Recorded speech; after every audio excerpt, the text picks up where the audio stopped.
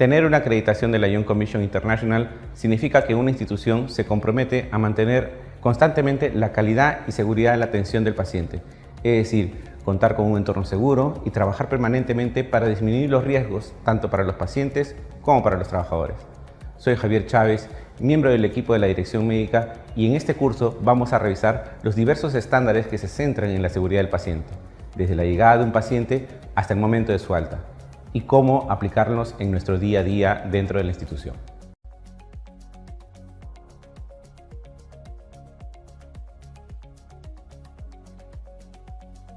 Bloque 1. Procedimiento de identificación del paciente. El proceso de identificar a un paciente es muy importante, por ello contamos con 3 identificadores: apellidos y nombres completos, número de documento de identidad y/o carnet de extranjería y número de historia clínica. Una vez identificados, procedemos a colocarle los brazaletes, para lo cual tendremos en cuenta los riesgos y condiciones que pueda tener el paciente. Entonces, ¿cuántos brazaletes puede tener el paciente? Puede tener 3. Uno de color blanco para la identificación del paciente, del cual debe portar durante todo el proceso de su atención. Rojo para las alergias, si el paciente es alérgico a algún medicamento. Y amarillo para el riesgo de las caídas, si el paciente es identificado con riesgo de caída.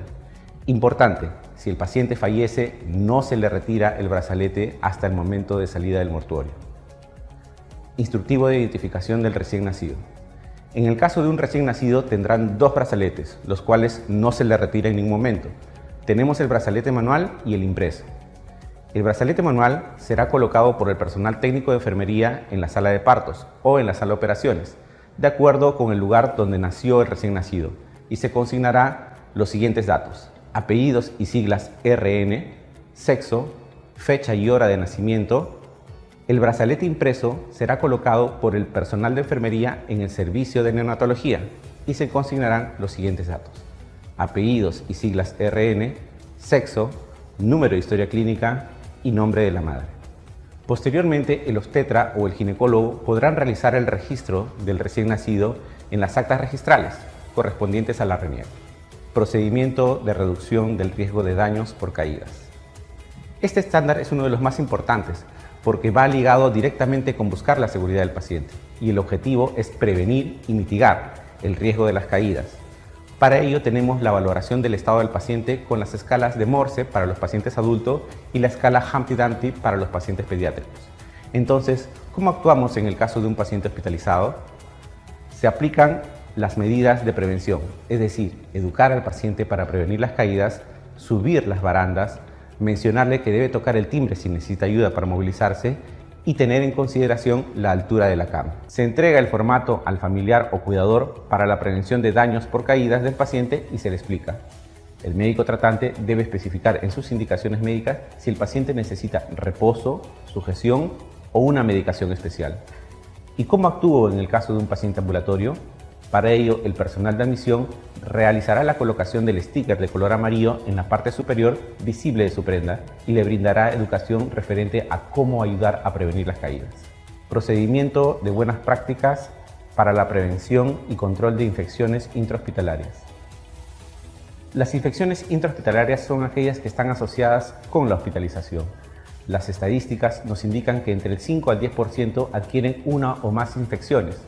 En ese sentido, es evidente que el riesgo siempre va a estar presente.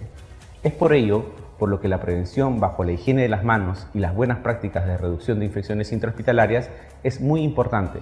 Ustedes podrán encontrar estos documentos en una carpeta compartida de nuestros documentos vigentes, instructivo de higiene de manos clínico. Tenemos definidos 5 momentos para la higiene de las manos: antes del contacto directo con el paciente, antes de realizar una tarea limpia o aséptica, después de la exposición de fluidos corporales, después del contacto con el paciente y después del contacto con el entorno del paciente. El lavado de las manos debe tener una duración de 40 a 60 segundos y la desinfección del alcohol gel una duración de 20 a 30 segundos. ¿Cómo lavarse las manos? Lávese las manos solo cuando estén visiblemente sucias, de lo contrario, utilice la solución alcohólica. Son 11 pasos para el lavado de manos y hay que recordar que la duración de todo el procedimiento es de 40 a 60 segundos. Primero, Mójese las manos con agua. Deposite en la palma de la mano una cantidad de jabón suficiente para cubrir la superficie de la mano. Frótese las palmas de las manos entre sí. Frótese la palma de la mano derecha contra el dorso de la mano izquierda, entrelazando los dedos y viceversa. Frótese la palma de las manos entre sí con los dedos entrelazados. Frótese el dorso de los dedos con la mano de la palma opuesta agarrándose los dedos. Frótese con un movimiento de rotación del pulgar atrapándolo con la palma de la mano derecha y viceversa. Frótese la punta de los dedos de la mano derecha contra la palma de la mano izquierda haciendo un movimiento rotatorio y viceversa. Enjuáguese las manos con agua y séquese con una toalla desechable. Sírvase de la toalla para cerrar el grifo. Sus manos ahora son seguras. ¿Cómo desinfectarse las manos? Desinféctese las manos por higiene y lávese las manos solo cuando estén visiblemente sucias. Para la desinfección de las manos son 8 pasos y hay que recordar que la duración de todo el procedimiento es de 20 a 30 segundos. Primero, deposite en la palma de la mano una dosis de producto suficiente para cubrir toda la superficie. Frótese la palma de las manos entre sí. Frótese la palma de la mano derecha contra el dorso de la mano izquierda, entrelazando los dedos y viceversa. Frótese la palma de las manos entre sí con los dedos entrelazados. Frótese el dorso de los dedos de una mano con la palma de la mano opuesta agarrándose los dedos. Frótese con un movimiento de rotación del pulgar izquierdo atrapando con la palma de la mano derecha y viceversa. Frótese con la punta de los dedos de la mano derecha contra la punta de los dedos de la mano izquierda, haciendo un movimiento rotatorio y viceversa. Una vez secas sus manos, estarán seguras. Instructivo de higiene de manos quirúrgico. ¿Cuándo debemos realizar la higiene de manos quirúrgica? Esta se realiza antes de comenzar una intervención quirúrgica, antes de comenzar cualquier procedimiento invasivo que requiera alto grado de asepsia. ¿Cómo realizar el lavado de manos en sala de operaciones? Para esto se sigue 11 pasos. Mojarse las manos y antebrazos, deposite suficiente jabón antiséptico y cubra la superficie de las manos y los antebrazos.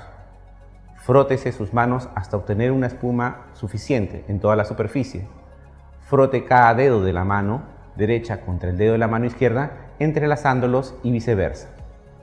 Frote las palmas de las manos entre sí, entrelazándolos, y frote su pulgar izquierdo con un movimiento de rotación sujetándolo con la palma de la mano derecha y viceversa.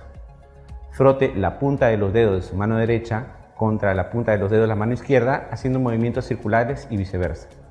Con movimientos rotatorios descienda la mano izquierda por el antebrazo derecho hasta debajo del codo y viceversa.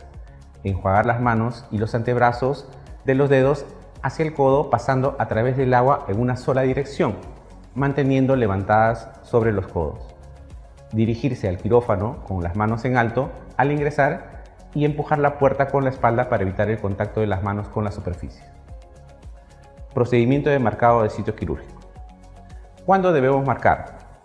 Cuando existe lateralidad, algún nivel anatómico o numeralidad. ¿Quién marca? Lo marca el médico cirujano principal. ¿Cómo marcar? Con una flecha seguido de las siglas del nombre del médico. ¿Acompañado de quién? Con el paciente lúcido y el familiar presente, o, si no está lúcido, con el familiar o responsable presente. ¿En qué momento y lugar debo marcar? Antes de ingresar a la sala de operaciones, puede ser en la habitación o en la unidad donde se encuentre el paciente. ¿Cuándo no debo marcar?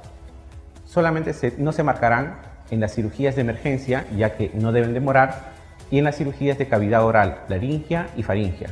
También cuando la lateralidad debe ser confirmada en la exploración del quirófano, cuando existe una sola vía de acceso, cuando son bebés prematuros y cuando los pacientes tienen quemaduras o son mucosas. ¿Quién verifica? Para el marcado de todos los miembros del equipo son responsables tanto fuera y dentro de sala. ¿Qué verificamos? El equipo no solo verifica el marcado, también verifica el brazalete de identificación, que sea el paciente correcto, formato de lista de verificación, de prácticas quirúrgicas seguras y el formato de checklist preoperatorio.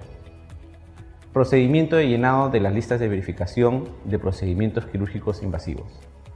Para una cirugía segura es muy importante las listas de verificación y para ello existen 3 momentos. Momento 1, antes de la inducción de la anestesia, en la cual el responsable es el anestesiólogo. Momento 2, antes de la incisión cutánea, el responsable es el cirujano. Y momento 3, antes de la salida del quirófano, el responsable es el circulante. Los responsables deberán registrar sus nombres y apellidos con firma y sello y por último la fecha y hora del registro. También tener presente que hará una pausa quirúrgica con el fin de otorgar un nivel de seguridad adicional antes de someter al paciente a un nivel de riesgo mayor. Procedimiento de traslado de pacientes entre unidades de atención. Para trasladar un paciente a las diferentes unidades de atención tendremos primero la solicitud de traslado que lo realiza el médico tratante, lo registra en la historia clínica y realizará la solicitud para los estudios o las interconsultas correspondientes. Segundo, entrega la solicitud a la licenciada del lugar de procedencia, quien recogerá la solicitud para estudios o las interconsultas correspondientes. Traslado de paciente, en la que la licenciada del lugar de procedencia llevará al paciente con la historia clínica, la solicitud para estudios y el checklist de traslado interno. Luego, la recepción del paciente, en la que la licenciada de destino recepcionará al paciente y la documentación. En todos los casos de traslado intrahospitalario, la licenciada de procedencia deja registro de la comunicación realizada con el servicio del destino del paciente y la licenciada de destino deja registro de las condiciones en que recibió al paciente. Procedimiento de traspaso de comunicación en el staff médico. Este procedimiento aplica para todos los médicos de hospitalización y los médicos de las unidades críticas. Está extremadamente prohibido que el médico saliente se retire mientras no ocurra la recepción del médico entrante.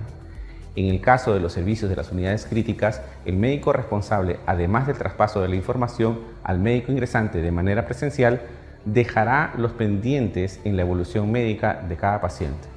Se debe llenar el formulario de entrega de turno por el personal médico y colocar el estado del paciente en condición favorable, estacionaria o en deterioro. Procedimiento de órdenes verbales, telefónicas y resultados. Las órdenes verbales se realizarán solo en los siguientes casos. Limitada a situaciones urgentes, si los medicamentos no figuran en el petitorio de farmacia, tener en cuenta que solo el médico tratante brindará órdenes verbales o telefónicas. Si hay órdenes de situaciones críticas o controversiales, se comunicará inmediatamente al director médico. Tener en cuenta que en las órdenes verbales solo se permitirá el registro de abreviaturas que estén en el glosario autorizado. Las órdenes verbales se rechazarán cuando el médico tratante se encuentra dentro de la clínica. Y queda prohibido la prescripción verbal de citostáticos y estupefacientes. Para todas las órdenes verbales se deberá llenar todos los campos del formato correspondiente. Procedimiento de comunicación de resultados críticos. Las comunicaciones de los resultados críticos es uno de los procedimientos que permanentemente deben estar corroborándose por parte de todos los miembros del staff médico.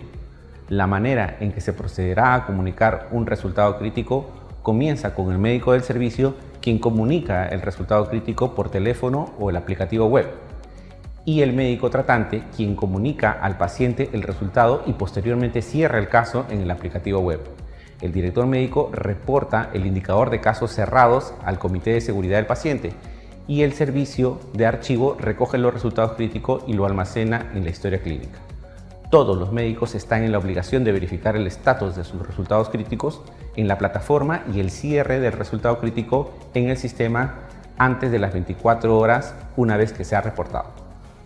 Procedimiento de traspaso de comunicación personal asistencial.